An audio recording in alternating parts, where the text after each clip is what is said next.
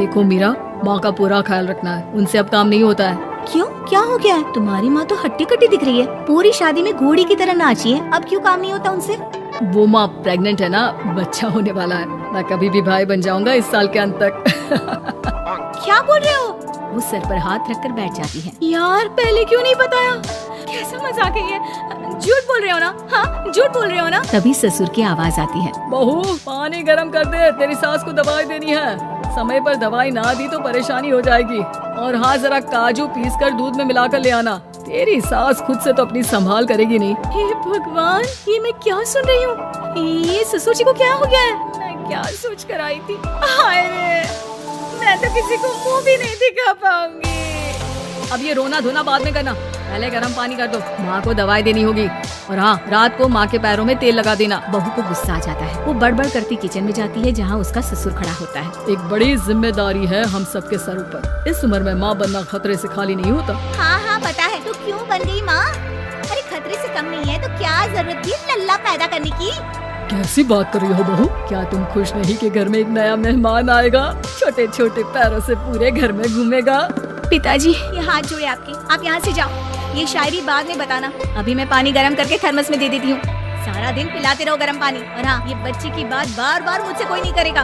बहू का पारा अब चढ़ा ही रहता था, वो काम तो सारा करती, लेकिन किलस किलस कर। मीरा सारे काम से फुर्सत पाकर बैठी होती है कि माँ का फोन आ जाता है। बेटा, बहुत बड़ी जिम्मेदारी है तेरे सर पर, अच्छे से निभाना। ससुराल में हर किसी को खुश रखना वैसे तो मुश्किल है, लेकिन भगवान ही हिम्मत देता है बहू को हर कुछ सहकर सबको खुश रखने की। क्या बड़बड़ किए जा रही हो माँ? जानती भी हो कि यहाँ क्या चल रहा है? मेरी सास, अरे तेरी सास तो देवी है देवी। कितने खुश हो रहे थे सारे तेरी सूरत देख देख कर। पता नहीं जैसे बहू नहीं कोई मन मांगी मुराद मिल गई हो उन लोगों को। अरे बात तो पूरी सुनो। मन मांगी मुराद तो पूरी हुई है। अरे मेरी सास को बच्चा होने वाला है, प्रेग्नेंट है वो। क्या बकवास कर रही है मीरा? ये बात किसी को कहना मत। मुझे तो बता दिया, लेकिन अब अपनी जबान सिल ले। कहाँ है तेरी सास? बात तो करा मेरी। पूछू जरा, पोता पोती खिलाने की उम्र में खुद का बच्चा खिलाने का शौक कहाँ से आ गया? और आया भी तो बताना तो चाहिए था। अब क्या नाक हटाने के लिए हम लोगों से रिश्ता जोड़ा है? रुक, तेरे पापा से बात करती हूँ। मीरा फोन रखकर लेट जाती है। वो एक सपना देखती है कि उसकी गोद में एक बच्चा खेल रहा है। भाभी की गोद में कितना खुश दिख रहा है ना, लग ही नहीं रहा कि भाभी है। मैं तेरे लिए क्या लाया हूँ, सोने की बालियाँ।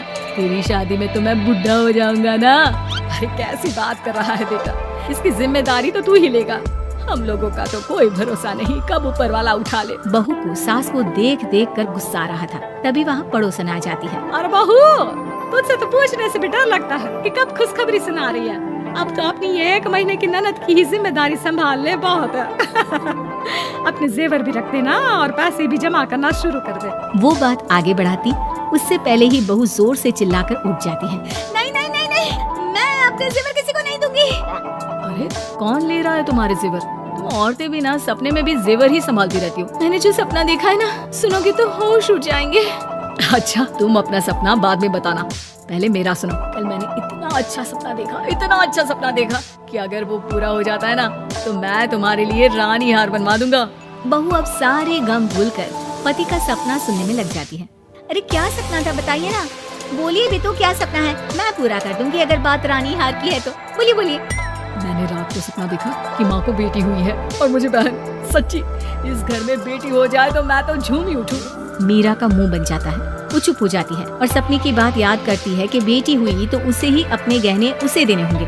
फिर तो रानी हार की जरूरत पड़ेगी ही। भाई लड़की बड़ी होगी, उसकी शादी होगी तो जेवर तो चढ़ाने ही होंगे ना, कहाँ से आएंगे वो? इतनी समझदार हो तुम मीरा। मैंने भी यही सोचकर तुम्हारे लिए रानी हार लेने का सोचा था। अरे फूटी किस्मत मेरी जो ऐसा परिवार मिला। मेरे पापा की तो मैं अभी क्लास लगाती हूँ, जो सब जानते हुए भी ऐसे परिवार में मेरी शादी कर दी। बहू पिता को फोन लगाने ही वाली होती है कि ससुर की फिर से आवाज आती है। बहू, गरम पानी ले आ जल्दी, थर्मस में खत्म हो गया है। बाद में खबर लेती हूँ मैं पापा की, पहले सास को गर्म पानी दिया हूँ। बहू अभी किचन में काम कर ही रही थी कि मीरा के मम्मी पापा आ जाते हैं। वो हाथ में ढेर सारे फल लेकर आते हैं। मीरा के पिता मीरा के ससुर से कहते हैं, लीजिए भाई साहब, ये फल रखिए, बहन जी को खिला दीजिएगा। वैसे कैसी है उनकी तबीयत? बस पता तो है आपको, ऐसे वक्त में जो होता है बस वही सब। मुझे तो सुनकर बहुत गुस्सा आया था, लेकिन चलिए, भाग्य में जो है लिखा उसे कौन टाल सकता है। डॉक्टर को दिखाए। हाँ हाँ बस डॉक्टर आने ही वाला है। अच्छा हुआ आप लोग भी आ गए। उतने में एक सुंदर सी लेडी डॉक्टर आती है। पेशेंट कौन है? अरे नहीं जी, मैं तो बहू हूँ इस घर की। मैं तो अभी सोच भी नहीं सकती पोता या पोती के बारे में। अभी तो मेरी सास ही। अरे चुप हो जाना, देख तो ले, डॉक्टर है ये, किसी के भी सामने गुस्सा फोड़ देती है। डॉक्टर कमरे में जाती है और थोड़ी देर बाद बाहर आ जाती है। पीछे से सास भी निकल आती है। हे भगवान, इतना दुख तो किसी को भी ना दे जितना मुझे दिया है। देखिए बहन जी, आप लोगों को तो ये सोचना भी नहीं चाहिए था। वही तो मैं भी कह रही थी कि आप लोगों के लिए तो सोचना भी गुनाह है, लेकिन अब पछताए हो क्या जब चिड़िया चुग गई खेत। डॉक्टर वहाँ से चली जाती है।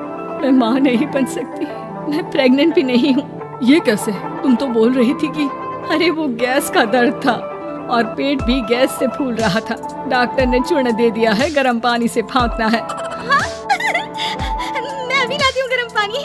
अरे मैं तो गीजर ही लगा देती हूँ। खुशी के मारे पागल ना हो जाओ।